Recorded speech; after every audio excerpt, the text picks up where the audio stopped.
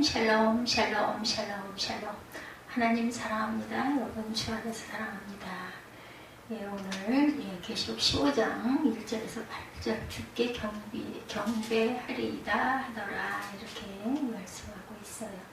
우리가 늘 주께 경배하는 삶을 살아가야 되겠죠. 1절에 보니까 하늘의 크고 이상한 다른 이적을 보니 일곱 천사가 일곱 재앙을 가졌으니 곧 마지막 재앙이라 하나님의 진노가 이것을 치리로다.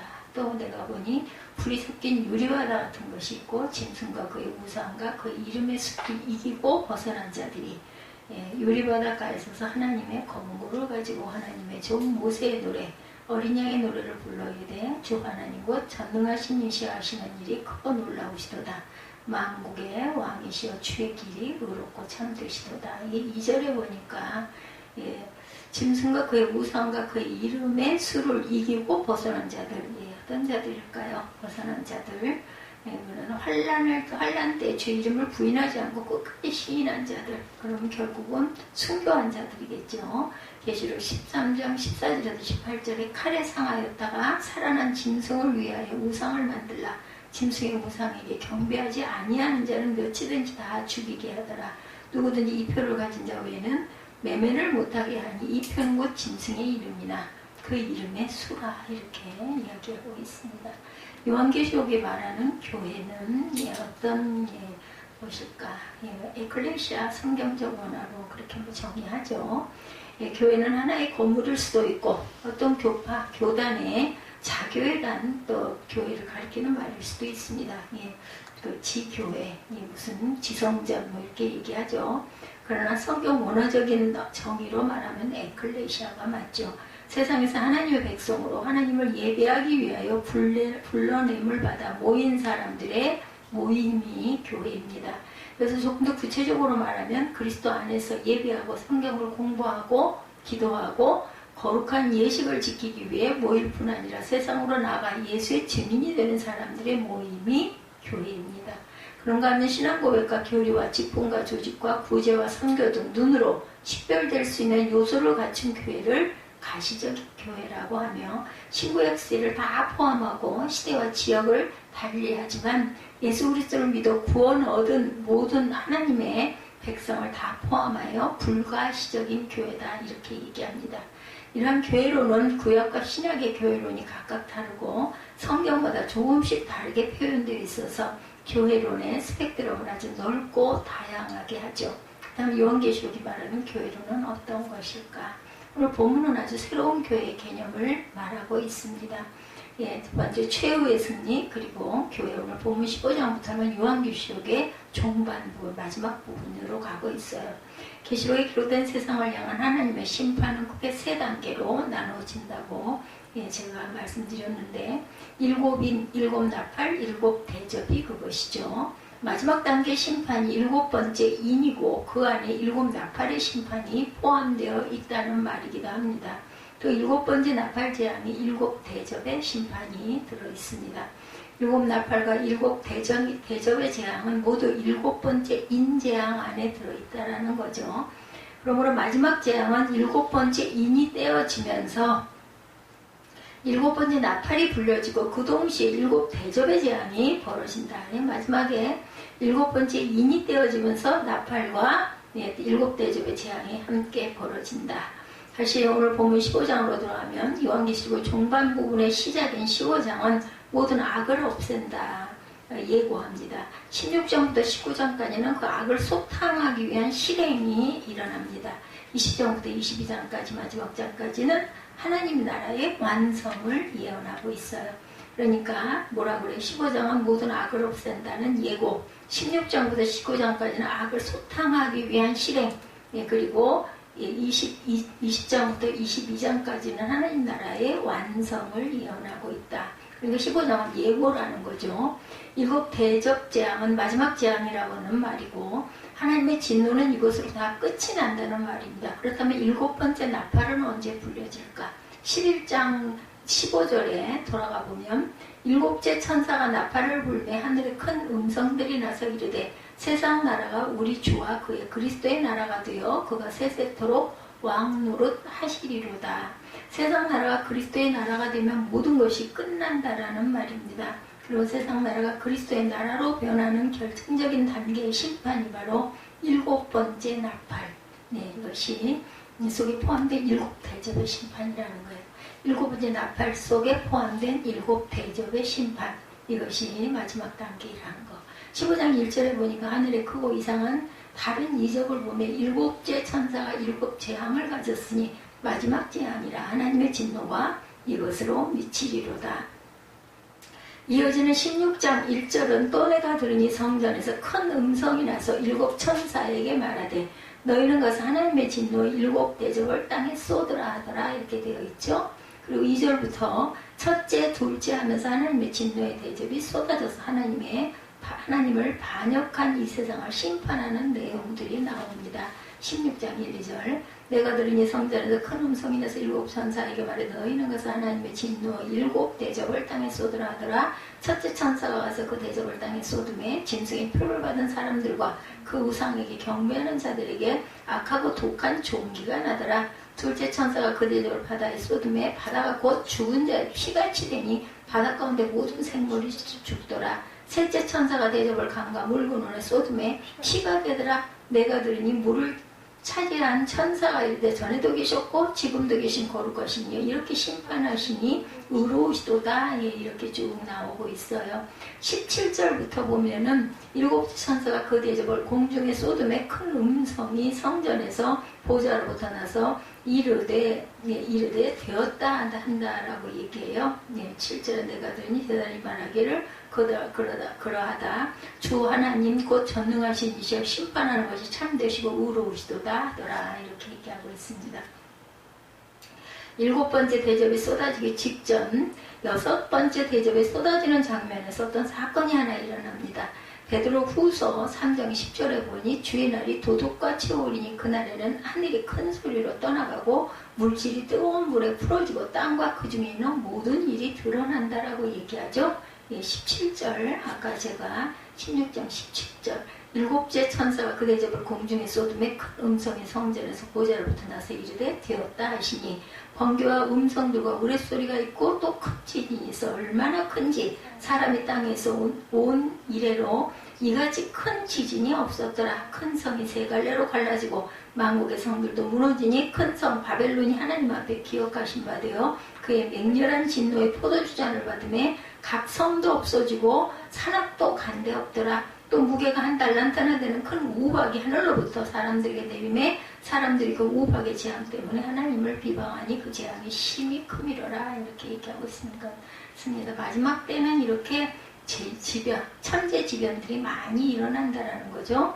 6째 천자가 그 대접을 큰 강 유브라데의 소돔에 강물이 말라서 동방에 서는 왕들의 길이 예배되었다 하더라. 16장 12절에 이렇게 말하고 있어요. 6째 천사가 대접을 큰 강 유브라데의 소돔에 강물이 말라 동방에 서는 왕들이 길이 예배되었더라. 또 내가 뱀의 개구리 같은 새 더러운 영이 용의 입과 짐승의 입과 거짓 선지자 입에서 나오니 그들은 귀신의 형이라 이적을 행하여 온 천하 왕들에게 가서 하나님 곧 전능하신 예 큰 날에 있을 전쟁을 위하여 그들을 모으더라.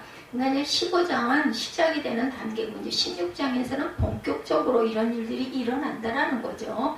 보라 내가 15절에 도둑같이 우리 누구든지 깨어 자기의 옷을 지켜 벌거벗고 다니지 아니하며 자기의 부끄러움을 보이지 아니하는 자는 복이 있도다. 새 영이 히브리어로 아마겟돈이라 하는 곳으로 왕들을 모았다. 이렇게 얘기합니다. 그래서 7 천사가 대접을 공중에 쏟으니 성전에서 보좌로부터 나서 이르되 되었다 하시니 말하죠. 그들은 귀신의 영이라 이적을 행하여 온 천하 왕들에게 가서 하나님 곧 전능하신 이의 큰 날에 있을 전쟁을 위하여 그들을 모으더라. 14절이죠. 16장 14절. 그리고 16절에 보면은 새 영이 히브리어로 아마겟돈이라 하는 곳으로 왕들을 모으더라. 무슨 말이에요? 6번째 대접이 쏟아질 때 인류 최후의 전쟁이 일어난다는 것이에요. 이것이 바로 아마겟돈 전쟁. 예전에 이런 영화 있었어요. 그죠? 그런 다음 하나님의 심판을 막을 내립니다. 예, 무슨 말씀을 드리는가 하면 오늘 본문이 마지막 재앙이 시작되었음을 선포하는 내용이라는 거죠. 15장이. 승리의 노래, 승리의 그 공동체, 노래하는 공동체다. 또 하늘에 크고 이상한 다른 이적을 보면 일곱 재앙을 가졌으니 곧 마지막 재앙이라 하나님의 진노가 이것으로 미치리로다. 이렇게 시작이 되죠. 네, 마지막 재앙이 하나님의 진노가 이것으로 미친다. 사도 요한은 12장에서 태양 옷을 입은 여인의 환상을 보았고 붉은 용의 환상도 보았어요. 그리고 하늘과 땅과 바다에서 벌어지는 무수한 환상들을 봅니다. 그런 거가 이제 거의 마지막 단계의 환상에 해당하는 것으로 하나님의 심판을 종결짓는 것을 뜻하는 일곱 재앙을 가진 일곱 천사를 보고 있어요. 하늘에 일곱 가지 재앙을 가진 일곱 천사가 날고 있습니다. 2절에 보면 불이 섞인 유리바다 같은 것을 보았다. 2절에 보면 그러죠. 불 섞인 유리바다 같은 것이 있고 짐승과 그의 우상과 그 이름의 수를 이기고 벗어난 자들이 유리바닷가에 있어서 하나님의 검고를 가지고 있다라고 얘기합니다. 4장 6절에 보면 유리바다라는 말이 있었는데 본문에 불이 섞인 유리바다는 심판에 관련될 것입니다. 성경에서 불은 늘 심판과 관련되어 있죠. 즉 유리바다에 불이 있다 하면 장차 임할 심판의 불바다를 뜻한다라는 뜻입니다. 그래서 요한이 본 짐승과 그의 우상과 그 이름의 수를 이기고 벗어난 자들은 사탄과 거짓된 무리에게 박해를 받으면서도 끝까지 진리를 고수하여 이긴 믿음의 승리자들을 말합니다. 그리고 그 중에는 순교자들이 있겠죠. 그들은 믿음 때문에 순교당했으나 그 죽음은 당연히 헛되지 않습니다. 그들이 다시 부활하기 때문이죠. 이어서 유리바닷가에서 하나님의 검은고를 가지고 오라는 말씀이 있어요. 하나님의 검은고라는 말은 악기를 가리키기도 하지만 하나님께서 노래를 주셨다라는 뜻입니다. 즉 하나님은 자신을 더럽히지 않고 죄와 악에서 이긴 자들이 유리바다에 있어서 기쁨의 노래를 부르도록 해주셨다라는 거죠. 그들이 부르는 노래는 어떤 노래예요? 3절에 보니까 하나님의 종 모세의 노래, 어린 양의 노래를 불러 이르되 하나님 곧 전능하신 이시여 하시는 일이 크고 놀라우시도다. 만국의 왕이시여 주의 길이 의롭고 참되시도다. 이렇게 말하고 있어요. 하나님께서 노래를 주셨어요. 그래서 참되고 의로우신 그런 노래를 주셨다. 장차 천국에서 발견하게 될 아름다운 것이 있다면 온 우주에 울려 퍼지는 찬양일 것입니다. 그 찬양은 지금의 음악 그리고 지상의 음악과는 비교할 수 없는 아름다운 것이겠죠. 우리 주님 이 땅에 다시 오실 때 성도가 할 일이 있는데 그것이 바로 찬양이라는 것입니다. 그날의 모든 그리스도인들은 그의 노래 실력이나 음악 지식에 상관없이 천국 연주에 함께 참여하겠죠. 오늘 본문에 보면 그날의 성도들이 부를 노래는 두 가지. 하나는 하나님의 종 모세의 노래. 이스라엘 백성들이 애굽 땅에서 나와 약속의 땅으로 가던 중 홍해에 도착했는데 뒤에서는 애굽의 군대가 추격해오고 앞에는 홍해 바다에 거센 물결이 가로막은 절제절명의 상황을 만나죠. 바로 그 상황에서 하나님이 기적을 베푸십니다. 홍해를 가르시고 가운데 길을 내셔서 자기 백성들을 지나가게 하셨어요. 그렇게 기적의 바다를 건넌 후에 하나님께서 애국 군대를 홍해 바다에 수정시키시는 것을 보면서 모세와 온 이스라엘 백성들은 소리 높여 야훼 하나님을 찬양합니다. 그리고 그날 부른 노래는 그날을 기념하고 하나님을 찬양하기 위해 고대 회당에서는 안식일 예배 때마다 불려졌다고 그러죠. 바로 그 노래를 하나님의 종 모세의 노래다 이렇게 얘기합니다. 이 모세의 노래의 핵심은 하나님께서 이스라엘 백성들을 홍해에서 구원하시고 애국 군대를 홍해 깊은 바다에 수장시키신 놀라운 역사 앞에 감사하고 하나님께 영광을 돌리는 것이죠. 이 노래를 불이 섞인 유리바닷가에 선 성도들이 부르는 이유는 자신들이 구원받고 승리한 사실이 홍해에서 이스라엘 백성들이 구원받은 사실과 너무나 흡사하기 때문이에요. 홍해는 애국 군대가 심판받고 멸망을 당한 바다라면 불이 섞인 유리바다는 사단과 거짓 선지자들과 모든 불신 세력들이 하나님의 진노의 심판을 받아 멸망당하는 바다입니다. 홍해에서는 이스라엘 백성들이 구원을 받았고 불이 섞인 유리바다는 성도들의 구원받은 것을 뜻하죠. 그래서 그들은 하나님을 찬송하고 있다라는 것입니다. 승리한 자들이 부른 두 번째 노래는 어린 양의 노래다. 모세의 노래 그리고 두 번째는 어린 양의 노래. 어린 양 대신 예수님을 통하여 구원의 큰 역사가 나타났고 그로 말미암아 승리의 역사가 시작되었다. 과거 애굽의 마지막 날밤에 죽음의 사자가 양의 피를 바른 이스라엘의 집을 그냥 넘어간 것처럼 패스오버하죠.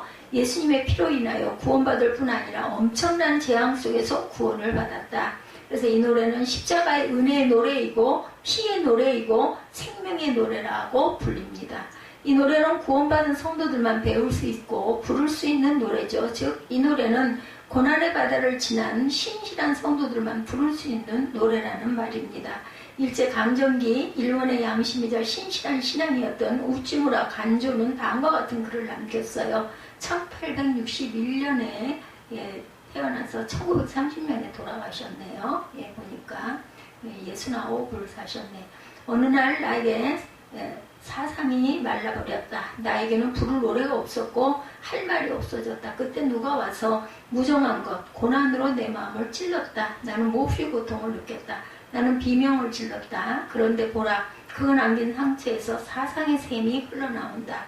내 신앙의 눈이 열리고 찬미의 노래가 내 입에 다시 돌아왔다. 그때 나는 내 아픈 상처를 만지면서 말했다. 무정하고도 친절한 원수, 고난이여, 너는 나에게 새로운 노래를 주었노라. 무슨 말이에요? 원수와 같은 고난이 자신에게 왔는데 참 성도는 그 고난 속에서 하나님을 향한 믿음의 눈이 열리고 믿음의 노래를 배운다라는 뜻입니다. 고통은 성도들을 하나님에게서 멀어지게 못합니다. 절대로. 도리어 고난은 하나님의 사람들을 하나님께로 인도하죠. 그리고 성도는 그 고난 속에서 하나님을 향한 구원의 찬양과 승리의 노래를 배우게 됩니다. 오늘 본문이 말하는 것이 바로 이것이죠. 환난을 지나 저 구원의 바닷가에서 영원토록 하나님을 찬양하는 무리를 보면 불 섞인 유리바다를 지난 후에 환난의 때를 지난 후에 이 시대의 모든 우상과 불신을 극복하고 마침내 승리한 후에 유리바다 건너편에 서서 승리를 찬양하는 그러한 그 우리들의 모습, 고난당한 자들이, 그리고 저와 여러분의 모습을 상상해 보시라는 말입니다. 여러분은 이 찬양 축제에 참여할 준비가 되어 계십니까? 하나님을 향한 구원의 찬양과 승리의 노래를 부를 준비가 되어 계시냐는 것입니다. 여러분은 최후의 승리와 그 찬양의 축제에 참여한 무리 속에 끼일 수 있다고 생각하십니까? 아멘. 다시 말하면 세상적이고 인간적인 어떤 대가를 지불하고도 최후의 승리자로 하나님 앞에 서기 위하여 이 땅의 고난, 육신의 고난, 이 세상과 역사의 마지막 고난을 이길 준비가 되어 있느냐는 말씀입니다. 어떤 사람들은 고난이 오면 쉽게 하나님을 포기해버립니다. 그러나 신앙의 사람은 고난을 만나면 오히려 하나님을 더 신뢰하고 그 고난의 때에 하나님을 향한 노래, 찬양을 배웁니다. 이것이 고난의 신비이죠. 4절에 주여 누가 주의 이름을 두려워하지 아니하며 영화롭게 하지 아니하오리까 오직 주만 거룩하시니이다. 주의 의로우신 일이 나타났음에 망국이 와서 주께 경배하리다. 역사의 마지막 이 세상과 우주의 종착지는 바로 우리 주님이세요. 주님과 그를 믿음으로 따르는 자들이 승리자가 될 것입니다. 바로 그런 점에서 성도는 승리의 사람이고 교회는 승리의 공동체입니다. 그리고 그날은 경배, 예배의 날이 될 것이다. 우상을 예절하고 세상과 육신을 따르던 자들이 모두 심판의 불에 던져지고 살아남은 자들은 오직 주님께만 예배할 것이다. 그리고 그 예배는 찬양의 예배가 될 것입니다. 역사의 마지막은 찬양으로 가득 찰 것이라는 것이죠. 이 세상이 다 끝나고 새로운 하늘과 새로운 땅을 만난 성도들이 그날에 할 일은 주님을 찬양하는 것입니다. 그러므로 성도는 찬양의 사람이고 교회는 찬양 공동체입니다. 설교를 시작하면서 요한교실이 말하는 교회론에 대해서 제가 초두에 얘기했죠. 오늘 본문이 말하는 교회는 승리할 공동체이고 승리의 찬가를 부를 공동체다. 5절에서 8절이죠. 마지막 심판에서 제외된 공동체, 이렇게 승리하여 찬양하는 무리들과 달리 또 다른 환상이 오늘 본문에 기록되어 있어요.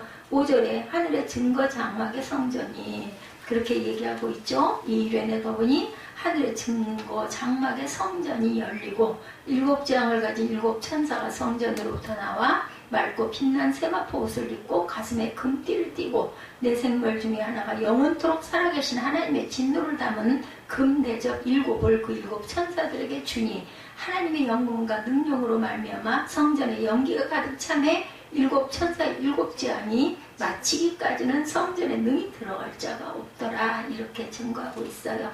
성전이 열렸다라는 말은 하나님의 법궤를 둔 지성소가 열렸다라는 것입니다. 이것은 법궤를 공개한다는 말로서 하나님께서 자기 백성과 맺은 언약을 실행하신다라는 뜻입니다. 하나님께서 모든 약속의 말씀, 모든 비밀의 말씀을 성취하셨다는 뜻이죠. 더 이상의 감춰진 비밀도 없고 더 이상 미성취도 없는 완전 성취의 때가 왔다라는 것입니다. 이 환상을 보면 7재앙을 가진 7천사가 성전으로부터 나왔어요. 이들은 16장 이하의 재앙을 실행한 천사들로서 하나님으로부터 심판권을 받아 행하게 될 것이다. 16장 이하의 재앙을 실행한 천사들. 또 그들이 하늘 보좌에서 나왔다는 것은 그들이 행할 심판이 성도의 기도에 대한 응답이라는 뜻이기도 합니다. 하나님께서 눈물과 피로 얼룩진 성도들의 기도를 들으시고 이제 때가 되어 천사들을 통하여 마지막 심판을 행하신다는 거죠. 그리고 그들이 맑고 빛난 세마포를 입고 가슴에 금띠를 띈 것은 구약시대의 왕적인 신분과 제사장적인 직분을 상징하는 것으로 그들이 하나님의 주권과 뜻을 대리함을 뜻합니다. 7절에 네 생물 중에 하나가 영원토록 살아계신 하나님의 진노를 가득히 담은 금대접 7을 그 7천사들에게 주었다. 이렇게 얘기하죠.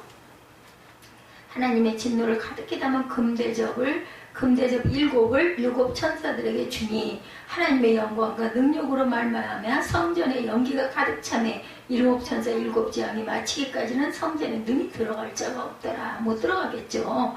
여기서 연기는 구약에서 하나님의 임재를 뜻하죠. 출애굽 99장 18절 그리고 40장 34절 역대하 7장 1절에서 3절 이사야 6장 4절입니다. 즉 7대재앙으로 악을 완전히 심판하시기 위해서 하나님께서 임재하셨다는 뜻입니다. 또한 8장 4절에 따르면 성전의 연기는 성도의 기도다. 8장 4절에 보면은 그렇게 나와 있어요. 8장 4절 잠깐 볼까요? 4절에 향연이 성도의 기도에 함께 천사의 손으로부터 하나님 입으로 올라가는지라. 천사가 향로를 가지고 제단에 불을 담아다가 땅에 쏟음에 우레와 음성과 번개와 지진이 나더라. 7나팔을 가진 7천사가 나팔을 준비하더라. 이렇게 얘기하죠.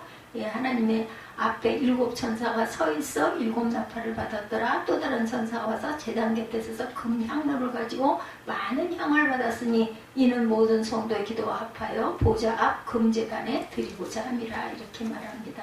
그래서 하나님의 임재 그리고 연기는 성전의 연기는 성도의 기도다. 성도의 기도가 찰때로 다 찼대라는 뜻입니다. 나아가 이것은 불의하고 폐역한 인생들의 죄악이 가득 찼다라는 뜻이기도 합니다. 인생들의 죄악이 하늘에 사무칠 만큼 가득 찼기 때문에 하나님의 진노도 그만큼 가득 찼다는 거죠. 그리고 네 생물 중에 하나가 영원토록 살아계신 하나님의 진노를 가득히 담은 금대접 7을 7천사들에게 주었다라는 말은 최종의 심판을 하실 권한을 소유하신 진노의 하나님을 대신한 네 생물 중 하나가 그것을 7천사에게 건네주었다라는 뜻을 갖고 있어요. 그래서 네 생물은 이 세상과 저 세상에서 가장 힘세고 용감하고 영리하고 빠른 존재들로서 하나님을 보좌하는 존재들이다. 그제 성도의 기도가 담겼던 금대접에 하나님의 진노를 담아 7천사에게 주었다는 말은 성도의 기도에 대한 응답으로 사단과 우상 숭배자들을 제거할 준비가 갖추어졌다는 뜻이고, 마지막 8절에 7천사의 7재앙이 마치기까지 성전에 능히 들어갈 자가 없었다고 하죠. 7재앙의 심판이 마치기까지 성전까지도 잠시 닫힌다라는 뜻입니다. 이것은 하나님은 우상 숭배자에게 진노하시고 세상과 육신을 따르는 자들에게 진노하십니다.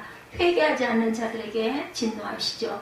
이 진노는 7대접재앙이 끝나기 전까지 어느 누구도 막을 수가 없어요. 바로 이것이 마지막 재앙, 7대접의 재앙이 얼마나 무서운 재앙인지를 보여줍니다. 그러나 이 무섭고도 끔찍한 심판에서 성도는 제외가 되죠. 그들은 이미 승리의 동산에 서 있기 때문입니다. 여기서 우리가 알아야 될 것, 하나님께서 왜 요한계시록에서 인재앙, 나팔재앙, 대접재앙 등 비슷한 말씀을 반복하시는지 그 이유를 우리가 알아야 합니다. 하나님은 7개로 3번 반복된 재앙을 통해서 하나님과 복음을 거역한 자들이 얼마나 혹독한 심판을 받는지를 말씀합니다. 그 이유는 그 이후에 지옥이 7번씩 3번 반복된 재앙보다 훨씬 더 처참하다는 것을 알려주기 위한 것이다. 하나님은 세상 모든 사람들이 다 회개하여 하나도 지옥에 가지 않기를 바라세요. 여러분, 지옥은 정말 무서운 곳이죠. 만약에 이것을 정말 믿고 느낀다면 내 남편이나 내 아내나 내 자녀들이 정말 구원받기를 얼마나 간절히 바라겠어요. 그냥 눈물 흘려 기도 안 할 수가 없죠. 하나님 그 영원한 고통을 아시기 때문에 한 사람이라도 거기에 가지 않기를 원하신다는, 악한 자도 모두 다 구원받기를 원하시고 기다리시는 거죠. 그러므로 그날이 이르기 전에 한 사람이라도 건지기 위하여 복음을 전하여 재난대피 방송을 하는 저와 여러분들 되시기 바랍니다. 승리의 창가를 부르는 공동체, 마지막 요한계시록을 묵상하면서 가장 많이 하는 그 일은 찬송입니다. 지금도 살아계셔서 하나님의 보좌 우편에서 우리를 위하여 일하시는 주님, 장차 하늘 보좌가 심판과 재판석으로 바뀔 때 그들을 주도하실 주님, 그리고 세상에 다시 오셔서 심판을 완수하시고 새로운 하늘과 땅을 여실 주님을 생각하며 우리가 노래하지 않을 수 없습니다. 찬양하지 않을 수 없습니다.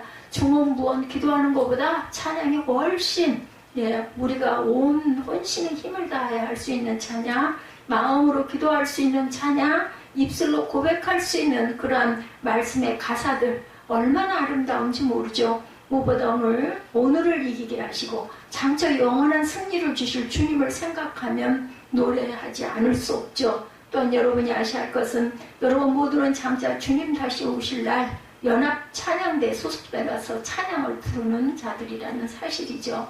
장차 여러분은 천국의 유리바닷가에 서서 세대와 지역을 넘어선 모든 성도들과 함께 승리의 찬가를 부를 것입니다. 아브라함도 다윗도 거기 있을 것이고 베토벤 같은 위대한 음악가들도 그 성도들도 유명한 음악인들, 그리고 인종과 언어와 문화를 달리한 모든 이들이 그 찬양대와 함께, 그리고 그때는 언어가 상관없이 다 영으로 통하겠죠? 어떤 찬양을 부르든. 그래서 어디 해외 어느 나라를 가도 찬양은 동일하다고 합니다. 할렐루야가 아멘이 똑같은 말들로, 그래서 알죠. 뜻들을 알고 성도는 그날에 부를 노래를 늘 준비할 줄 알아야 되겠다. 그 준비는 오늘 지금 우리가 찬양하는 것이죠. 성도는 찬양으로 오늘을 이기고 찬양으로 내일을 준비하는 사람들이라는 말입니다. 아무리 힘들고 어려워도 찬양을 쉬지 않는 것이 오늘을 이기는 방법이고 내일을 준비하는 자세라는 것. 찬양은 성도된 저와 여러분의 삶의 또 다른 모습이라는 것이죠. 그러므로 찬양이 여러분의 삶이 되고 찬양하는 사람이 여러분의 이름이 되시기를 주님의 이름으로 축복합니다.